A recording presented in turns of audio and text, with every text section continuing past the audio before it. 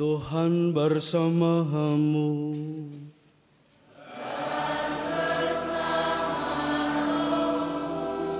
Inilah Injil suci menurut Yohanes.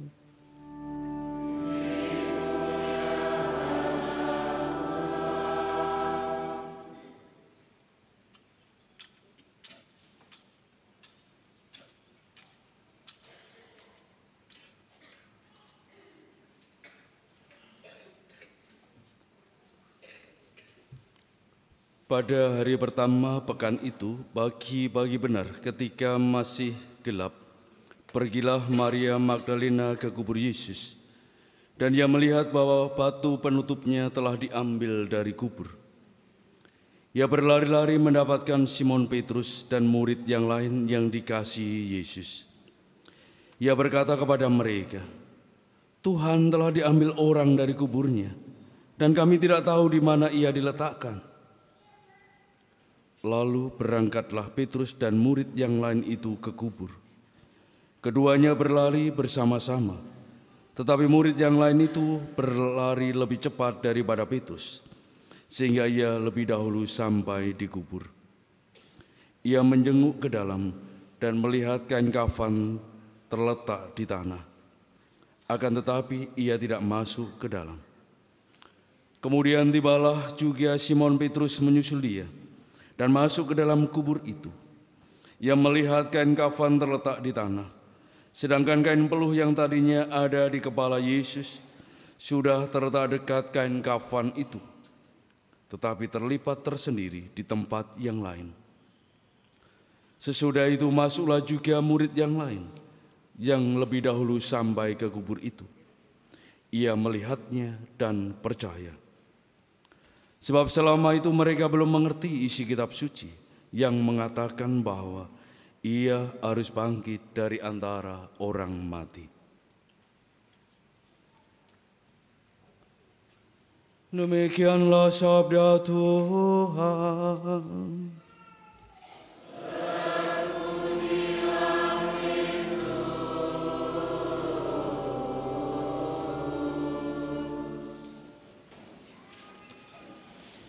Bapak, Ibu, dan para saudara yang terkasih, selamat Paskah. Selamat Paskah. Bapak Ibu tahu artinya Paskah? Lah, ya apa irang? Bapak, Ibu, dan para saudara terkasih, Paskah, kalau kita mau, ya itu sebuah kependekan, kepanjangannya adalah pasti aku selamat karena Allahku hidup. Amin. Amin. Ayo diulangi.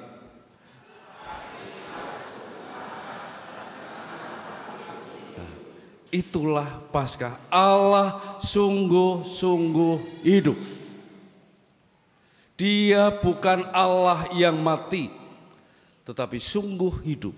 Karena Allah yang hidup ini, maka kita memiliki jaminan akan keselamatan.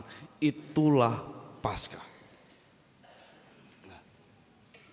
Bapak, Ibu, dan para saudara terkasih, kembali bagaimana orang-orang yang dekat dengan Tuhan Yesus, orang-orang yang dicintai oleh Tuhan Yesus, orang-orang yang telah diselamatkan oleh Tuhan Yesus, pagi-pagi betul datang untuk melihat kuburnya.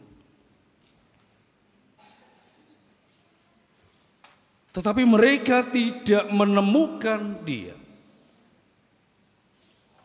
Nah, pada hari pertama pekan itu, kehidupan baru diberikan di hari yang pertama. Terang kehidupan diberikan pada hari yang pertama. Maka ini mengingatkan kita semua ketika Allah menciptakan alam semesta ini. Bagaimana Dia pertama menciptakan terang untuk memisahkan antara gelap dan terang itu sendiri. Dan sekarang terang itu juga telah terbit. Terang itu adalah muncul dalam peristiwa kebangkitan Kristus untuk memberikan kehidupan yang baru.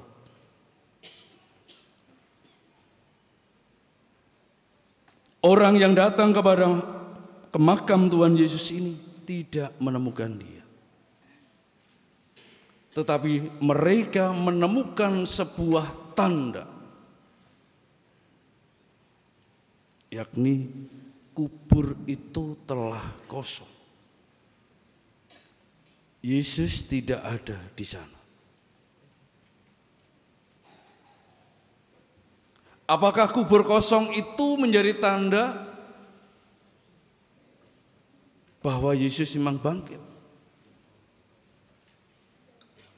Belum tentu.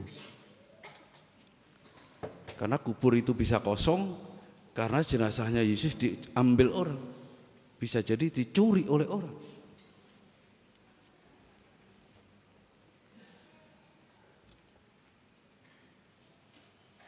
Kubur ini kosong karena Yesus bangkit. Karena Yesus bangkit, maka ini kuburnya kosong. Maka jangan dibalik, Bapak Ibu dan para saudara terkasih. Karena kuburnya kosong, maka Yesus bangkit. Bukan. Karena Yesus bangkit, maka kuburnya kosong. Karena kalau kuburnya kosong itu bisa jadi, yaitu tadi, jenazah Yesus bisa diambil oleh orang, disembunyikan dan segala macamnya. Maka bagaimana para murid nanti juga kebingungan mencari. Lalu Maria Magdalena nanti ketemu dengan orang yang dianggap tukang taman. Di mana kamu ambil jenazah Tuanku? Kamu sembunyikan di mana? Tetapi karena Yesus bangkit, maka kuburnya kosong. Maka dengan demikian dia sungguh menjadi tanda kehidupan yang baru. Dia mengalahkan maut, dia mengalahkan kematian. Maka itulah Paskah, bahwa sungguh Allah telah bangkit. Allah kita itu Allah yang hidup, yang tidak bisa dikalahkan oleh maut dan kematian. Justru sebaliknya, maut dan kematian tunduk dan takluk kepadanya. Maka bagaimana murid yang dikasihi? Orang sering mengatakan bahwa murid yang dikasihi ini adalah Yohanes. Yohanes pribadi yang selalu menyebut diri sebagai murid yang dikasihi. Karena dia tahu betul, tanpa dikasihi oleh Yesus, dia bukan siapa-siapa, dia bukan apa-apa. Hidupnya diangkat, hidupnya dipulihkan, hidupnya memiliki hal yang baru. Dia memiliki hidup yang baru karena dikasihi oleh Tuhan Yesus. Maka kita pun juga seharusnya selalu mengatakan sebagai murid yang dikasihi Tuhan Yesus. Karena dia tidak pernah meninggalkan kita. Kalau dia meninggalkan kita, pasti dia tidak akan bangkit. Tetapi karena dia ingin selalu bersama dengan kita, ingin terus-menerus mengalirkan cintanya, maka dia hidup. Bapak, Ibu, dan para saudara yang terkasih, maka dengan kubur yang kosong ini, kita melihat bahwa sungguh Kristus telah mengalahkan maut. Kristus telah mengalahkan kematian.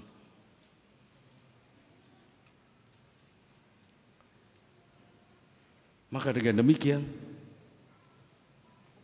kalau kita mau bangkit, dan memang harus bangkit, kita harus berani meninggalkan kubur kita. Harus berani meninggalkan di mana kita selalu ingin berdiam diri menikmati hidup sendirian. Artinya hidup menurut ukuran-ukuran kita. Kalau kita masih terus hidup menurut keinginan-keinginan kita, kemauan-kemauan kita, ukuran-ukuran kita sendiri, maka kita belum mengalami Paskah. Kita belum mengalami kebangkitan. Kita masih kerasan tinggal di dalam kubur yang kita buat sendiri untuk menjaga, mungkin juga untuk membuat kita lebih senang tinggal di sana. Kita tidak berani muncul keluar dari kubur itu. Nah, Bapak, Ibu, dan para saudara terkasih, karena Allah kita adalah Allah yang hidup, Allah yang telah mengalahkan maut dan kematian, dan Dia keluar dari kubur untuk memberikan kehidupan yang baru, harapan yang baru. Masakan kita tetap ingin tinggal di dalam kubur. Masakan kita tidak ingin melihat terang, melihat cahaya kebangkitan yang dibawa oleh Tuhan Yesus.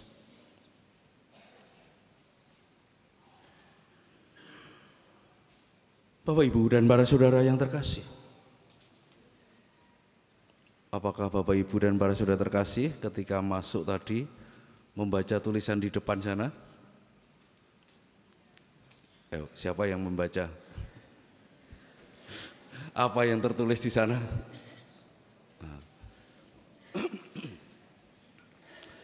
Ya, di sana tertulis, bangkit dan berjalan bersama sebagai pesiara pengharapan. Itulah yang menjadi tanda kita. Kita ini orang-orang yang diangkat, dipilih, dan diutus oleh Tuhan Yesus untuk menjadi seorang pesiara pengharapan.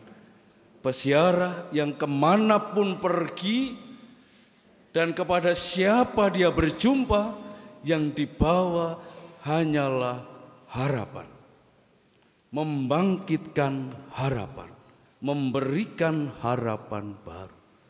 Dan itu semua bersumber dari Kristus yang bangkit ini. Bersumber dari Paskah Kristus. Nah, Bapak, Ibu, dan para saudara terkasih, maka peristiwa kebangkitan Tuhan Yesus sungguh harus selalu hidup di dalam diri kita. Itu menjadi tanda bahwa Allah yang hidup ini sungguh-sungguh kita beri ruang, kita beri tempat untuk tinggal di dalam diri kita.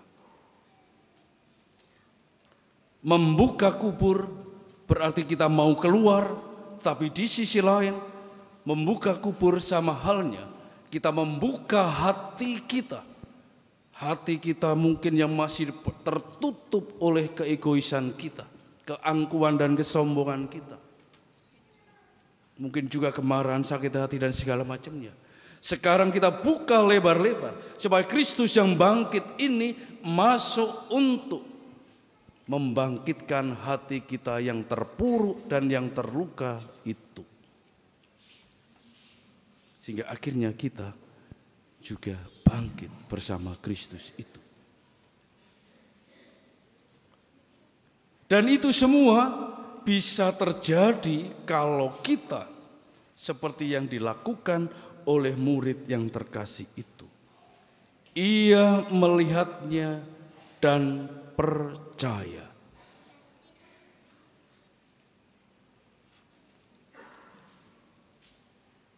Percaya kepada Allah yang hidup ini, percaya pada Allah yang bangkit inilah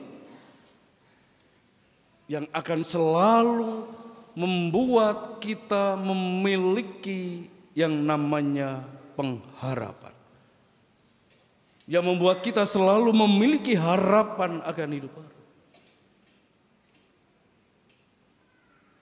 Iman kita adalah iman pada Dia yang mengalahkan maut dan kematian ini.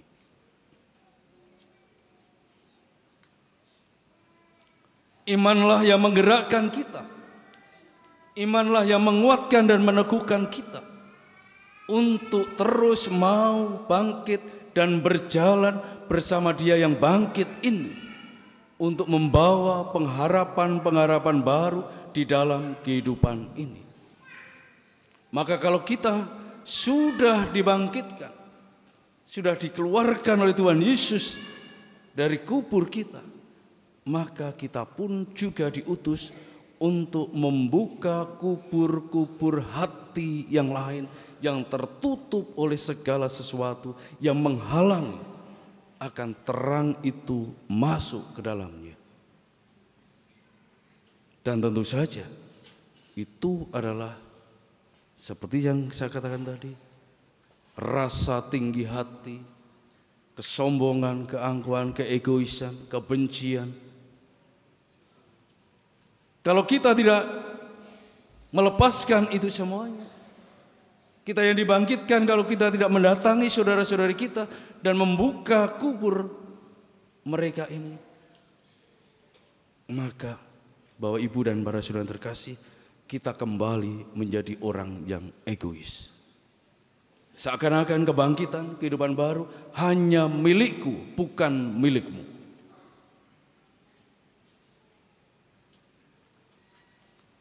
Bapak Ibu dan para saudara yang terkasih, Tuhan Yesus yang bangkit tidak pernah kebangkitannya hanya menjadi miliknya. Bagaimana Dia yang bangkit ini terus-menerus menjumpai orang-orang yang masih terpuruk di dalam kuburnya. Maka kita pun juga harus melakukan demikian.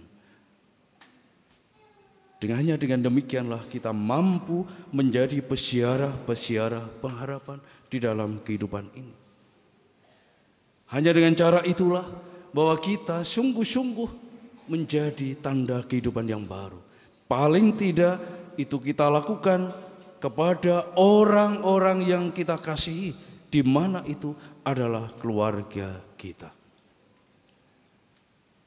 di mana kita selalu berjumpa, bertemu seperti Tuhan Yesus, bahwa warta kebangkitan, peristiwa kehidupan baru disampaikan kepada orang-orang yang dekat dengan Dia, keluarga Dia, yakni murid-muridnya.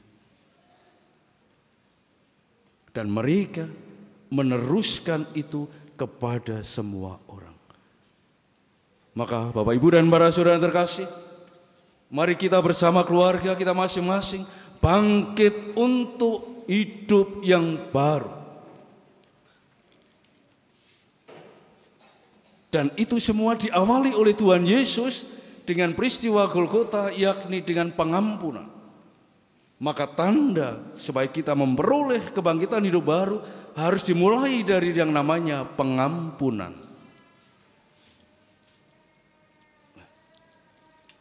Bapak Ibu dan para saudara yang terkasih, Kristus sungguh telah bangkit.